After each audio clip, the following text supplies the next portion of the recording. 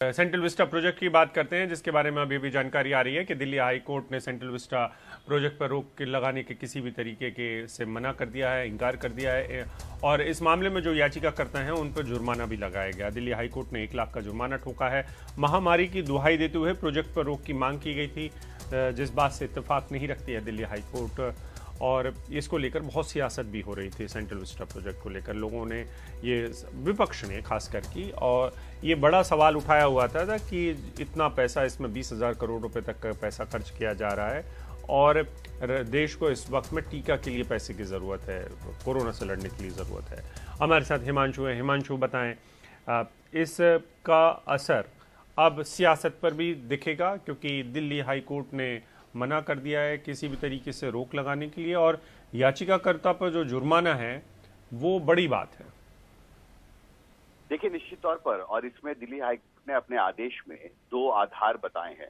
पहला ये कहा है कि सेंट्रल विस्टा प्रोजेक्ट में जो वर्कर काम करते हैं वो ऑन साइट पर रहते हैं, यानी उनका कोई मूवमेंट बाहर से साइट पर आना जाना नहीं हो रहा है। और दूसरा ये कहा है कि दिल्ली डिजास्टर मैनेजमेंट अथॉरिटी ने जब प्रतिबंध लगाया था उस वक्त इस तरह का कोई भी प्रतिबंध कंस्ट्रक्शन वर्क पर नहीं लगाया गया है दिल्ली में।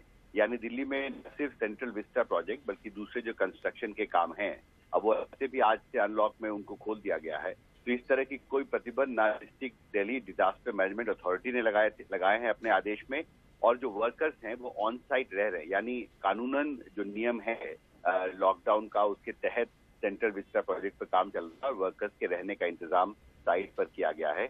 और इन 2 आधार पर दिल्ली हाई कोर्ट ने इस याचिका को खारिज कर दिया है। और बहुत महत्वपूर्ण बात यह है कि उन्होंने ये भी कहा है अपने आदेश में कि it was not a PIL, ये कोई पब्लिक इंटरेस्ट लिटिगेशन नहीं था, ये एक मोटिवेटेड प्ली थी।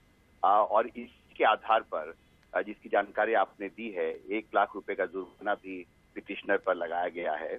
और मुझे लगता है कि इस पहले सुप्रीम कोर्ट में भी ये क्लियरेंस इस प्रोजेक्ट को मिल चुका है, और अब दिल्ली हाई कोर्ट की तरफ से इस याचिका को खारिज करके और जिस जो आधार दिया गया है उसके बाद अब बहुत साफ कि जो काम चल रहा था सेंट्रल विस्टा प्रोजेक्ट पर वो चलता रहेगा तय समय के अनुसार। और निश्चित तौर पर मुझे लगता है कि इस पर अब राजनीति भी कमजोर हो सकती है दिल्ली हाई कोर्ट के फैसले के बाद।